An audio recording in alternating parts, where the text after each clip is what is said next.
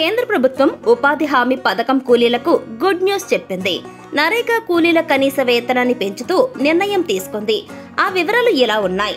ఏపీలో ఉపాధి హామీ పథకం కూలీలకు కేంద్ర ప్రభుత్వం శుభవార్త చెప్పింది.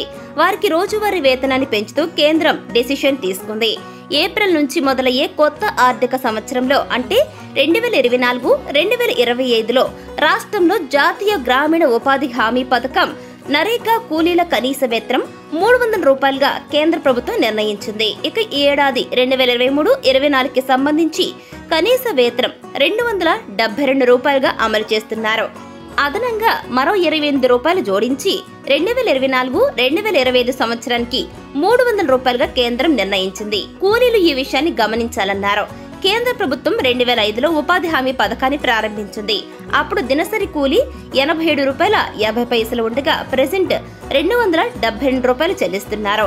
ఇక వేసవిలోని మార్చి, ఏప్రిల్, మే ఈ 3 నెలల పాటు ఉపాధి పనులు చేసేందుకు గ్రామాల్లో వ్యవసాయ కూలీలు ఎక్కువగా ఇంట్రెస్ట్ చూపుతున్నారు. ఈ క్రమంలో కూలీలు ఉదయం, సాయంత్రం 2 పూటల పనులు చేసుకోవడానికి ఛాన్స్ ఉంది. 2022లో 12 రూపాయలు, 2023లో 15 రూపాయల కూలీని పెంచుకుంటూ వచ్చారు. ఉపాధి హామీ పథకం ద్వారా కూలీలకు అందజేసే సొమ్ము ఇకపై వారి బ్యాంక్ అకౌంట్లకి జమ చేయాలని ప్రభుత్వాలు నిర్ణయించాయి. కూలీల ఆధార్ సంఖ్యతో అనుసంధానమై ఉన్న బ్యాంకు ఖాతాకు నగదు జమ అయ్యేలా చేయనున్నారు. ఈ ప్రక్రియను ఉపాధి కూలీలు తీవ్రంగా వ్యతిరేకిస్తున్నారు. ఉపాధి కూలీల సంఖ్యను తగ్గించేందుకే బయోమెట్రిక్, ఆధార్ ఆధారిత బ్యాంక్ అకౌంట్లకు వేతనాల చెల్లింపులు, ఫేషియల్ యాప్ అంటూ కొత్త నిబంధనలు విధిస్తున్నారని విమర్శలు వినిపిస్తున్నాయి.